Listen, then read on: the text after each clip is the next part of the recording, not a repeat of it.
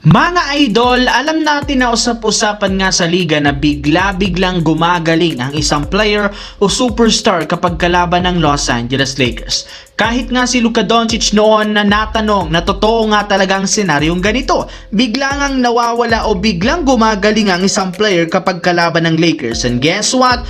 Muli ngang nangyari ang ganitong senaryo ngayon matapos maibalita nga available bigla si Jalen Williams. Well, para nga sa kaalaman ng lahat, out na nga ito sa last 10 games ng OKC Thunder at dahil nga Lakers ang susunod na kalaban, bigla nga itong naging available. Hindi na rin naman ito nakakagulat dahil alam natin Lakers ito at laging gustong kalaban ng mga teams. Napakaraming NBA superstar ang aminado na kapag kalaban ng Lakers, mas ganado nga sila.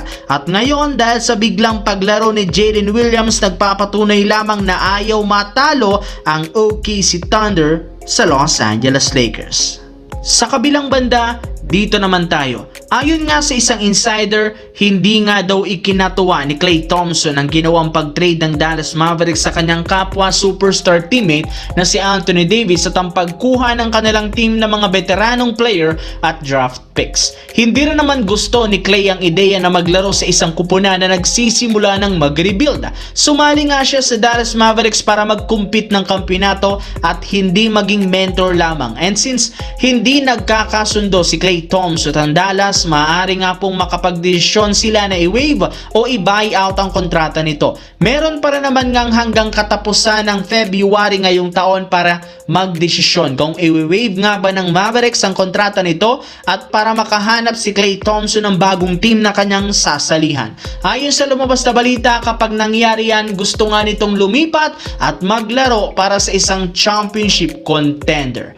Sa kabilang banda, simula nga po nang mawala si James Harden sa lineup ng Los Angeles Clippers, nagagawa na nga ng kanilang team na makapag-adjust ng game plan matapos nilang maipanalo ang last 2 games laban sa kupunan ng Sacramento Kings at Minnesota Timberwolves.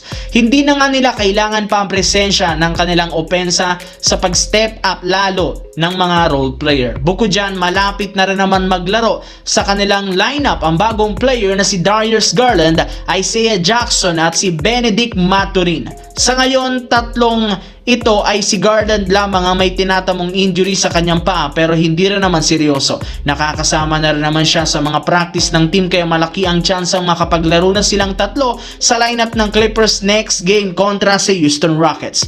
Isang magandang balita ito para sa team since magkakaroon sila ng huling back-to-back road games laban sa Houston Rockets bago ang All-Star Weekend. Kaya sa pagkakataong ito para ma-testing agad ang kanilang nabuong bagong lineup.